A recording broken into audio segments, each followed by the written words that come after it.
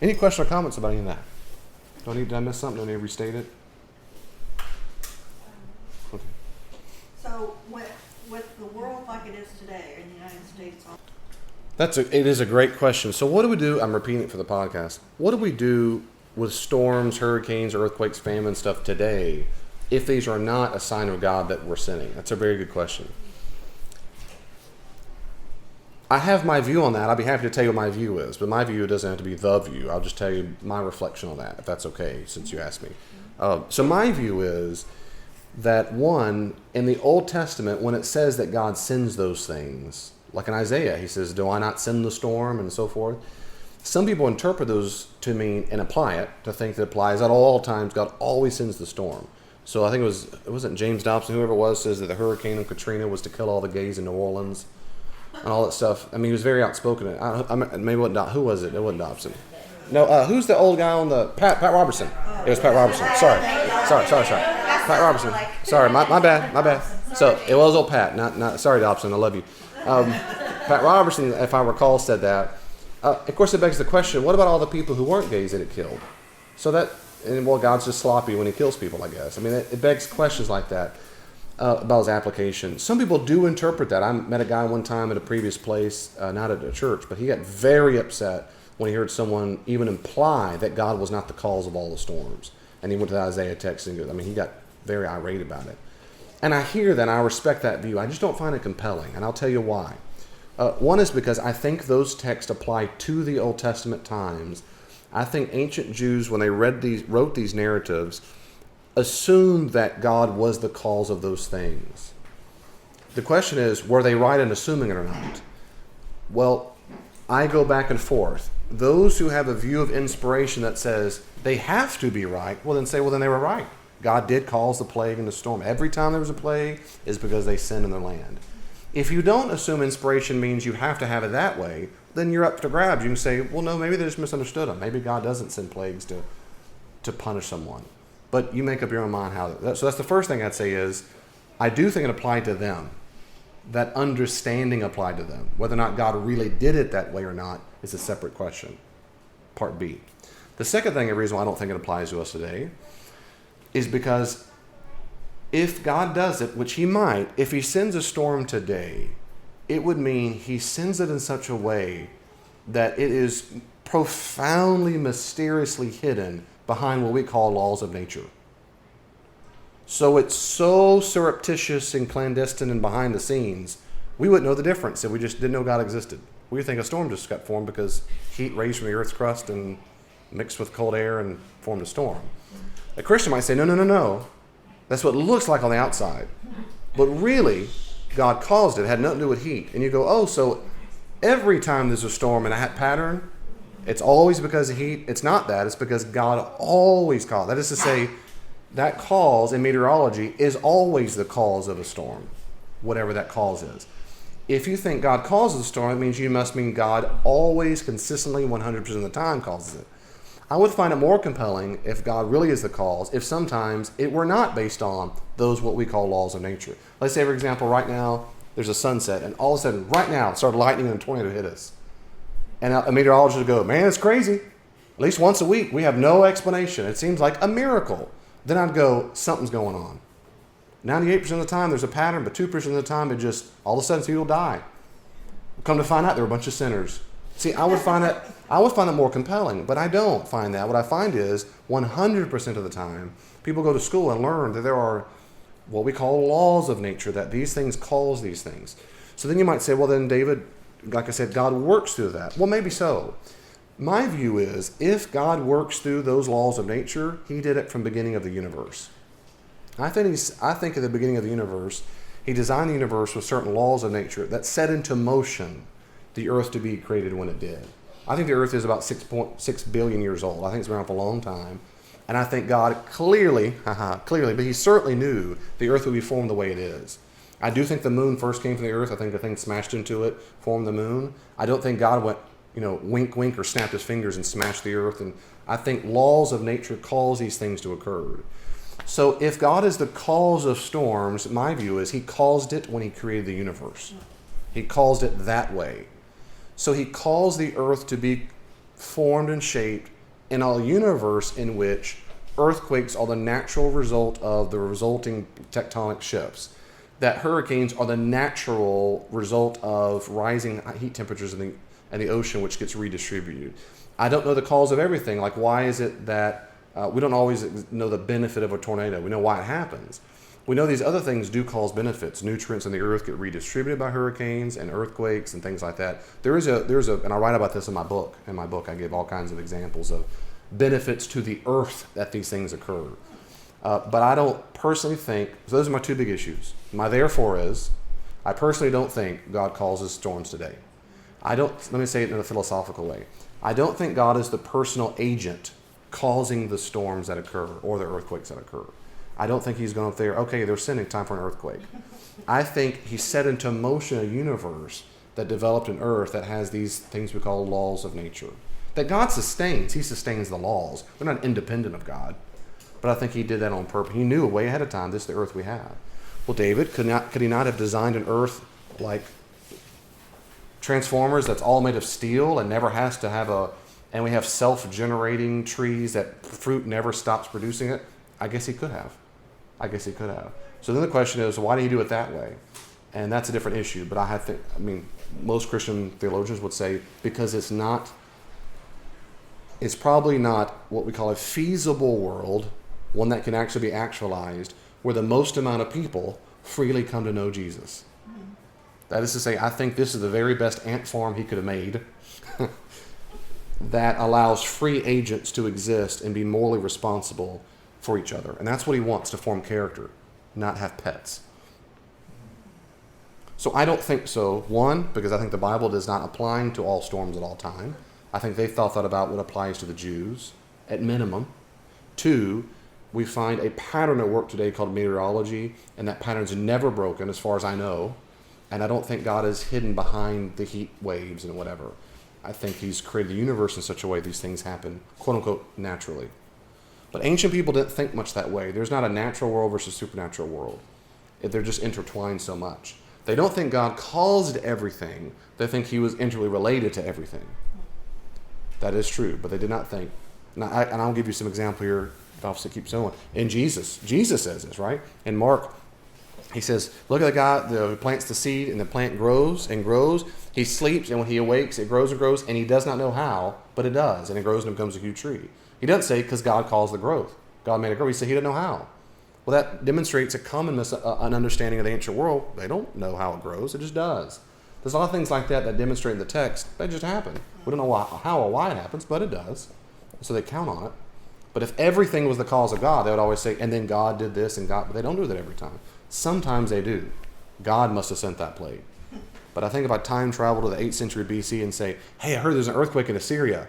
What do you think the cause of that is? I think they would have said, God. I do. I think that's the case. Why them? Well, because they're sinners. The Assyrians are horrible people. They take over people and pillage and rape the women, and clearly, they would say clearly he's punishing them.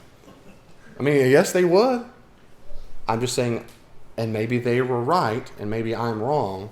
I just think today that I don't have that theological understanding of God. Now, that's a mouthful. Let me stop there. And what questions or feedback do you have about that? I'm also thinking of how it says, I think in Revelation, or I don't know where it came from, but how there are more and more of everything. Yeah, good. Mm-hmm. That's right. Everything is worse. Everything keeps getting worse. It's getting worse. Yes, ma'am. It's the worst it's ever been. It's the strongest it's ever been. It's the, whatever. It's the worst. Mm-hmm. It kind of says that. That's right. In Revelation, it says that, and the end times there will be. That's right. And when I do Revelation, it says there will be famines and earthquakes in various places. That's right. But that's You said that's Matthew. Is that Matthew 24? Matthew 24. Yeah. And Mark 13 and Luke 21. Yeah. Jesus there's That's like an end time prophecy. It is, and when we do Revelation, I'd be happy. In apocalyptic literature, it was commonplace to use natural chaos as a sign that the cosmos are coming unraveled. And it gets worse. They'll say there's famines and droughts, then earthquakes, and then it's famine. It gets bigger and bigger, and then hailstorms or whatever. Then this moon gets turned to blood, the sun gets darkened. It gets cosmic in scale. And apocalyptic authors thought that when you can see earthquakes and famines and bears, oh my, they go, oh, that's happened just the other day.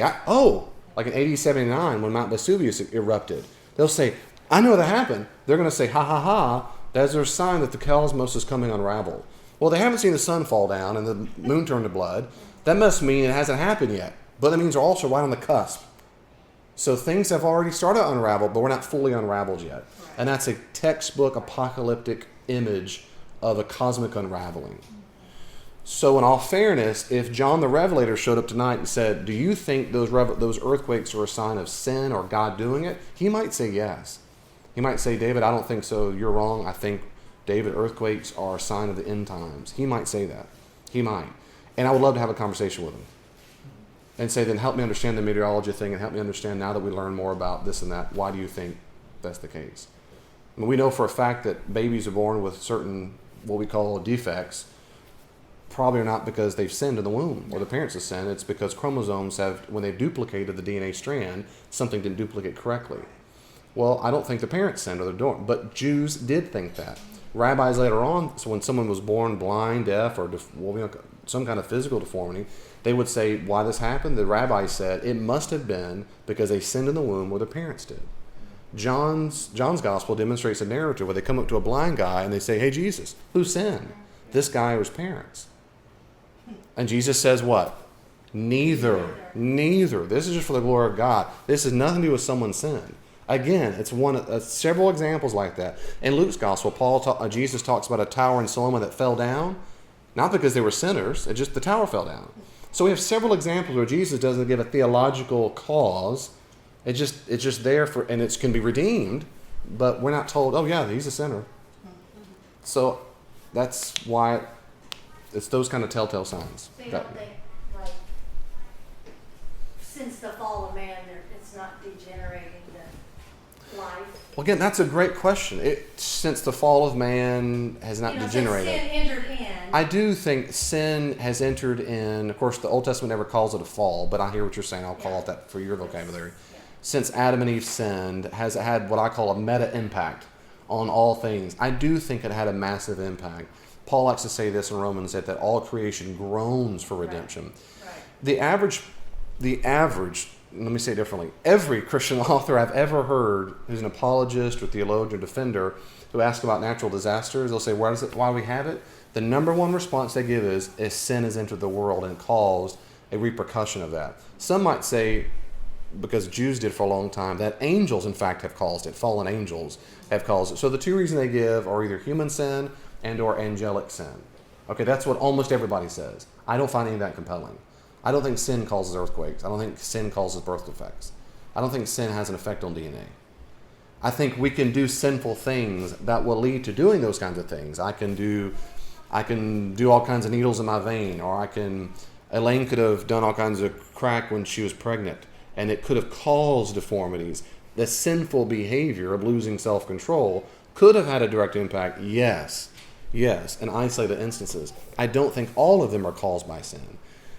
And I might be wrong. I'm just saying that is my view. My view is what I told you about ever since the beginning of creation. I think if we're going to blame anybody, ultimately it's not sin. I mean, God designed the system from the very beginning, and that's what happens. I think DNA doesn't always copy correctly.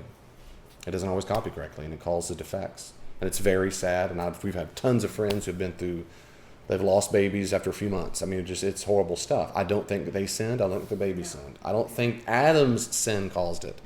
I don't think that at all. I don't find that compelling. I think DNA just didn't copy correctly. Say, well, why didn't God create a universe where the DNA copies correctly? The answer is, I don't know why, but he didn't. I know this, in the second law of thermodynamics, things do deteriorate. So we're in a system that deteriorates, and it's not going to be flawless in this world. It's just not going to. Nothing is. That's why it rusts. That's why things deteriorate over time, including the copying of DNA inside the birthing process. So you don't think God created perfect? That's, well, perfect. Perfect as in... Perfect, and then sin entered in. I don't think you don't believe that? The perfect, that word makes me nervous. I think he created, it was good. God's perfect. Perfect. God's morally, by perfect you mean, typically perfect means, I know we're off topic, we're going to just talk, y'all leave whenever you want to leave. Perfect means, if you mean it in the sense of moral perfection, he does not nor can he sin. In that sense, no creation is not perfect because there's always the capacity to do it. Because humans have the free will, and then when they get tempted and whatever, according to Adam and Eve's story, humans are not that way. He created the universe good. Genesis says it was good. And I take John Walton's approach, who's a great Old Testament scholar. Great. He says good there, in the ancient context, means it functions properly. I do think he created the universe good, functions just the way he designed it. So if you use perfect that way, I'm fine with that. Adam and Eve were not created perfect. They didn't, did they ever stumble over a stick? Did they ever accidentally say the wrong word? I meant to say dog. So what Christian theologians have said for centuries is they were created innocently. They were in an innocent state, not perfect. And that's why these words make me a little nervous. So I do think they're innocent. I think they were innocent. I think in that sense then they sinned. I think no human is innocent. I think all humans sin. Then the different issue is why do we sin, which I'd be happy someone to talk about that if you want to. But that's a different issue as well. So did I answer your question? So I think the universe is created exactly how God wanted it to be created. So And he created it with the second law of thermodynamics. So in Genesis, when it's talking about part of the curse was the thistles and the thorns come up. Right, for men when they farm. Okay. That's right. So part of the problem is now he's kicked out of the garden because outside of the garden, out there in the quote-unquote wilderness, you got to deal with that. Had you stayed here with me in my garden, you wouldn't have been exposed to those things. What about the restoration of all things? The restoration of all things. Yeah. Say more for me. Lots of, new heaven, new earth. Revelation 21:1.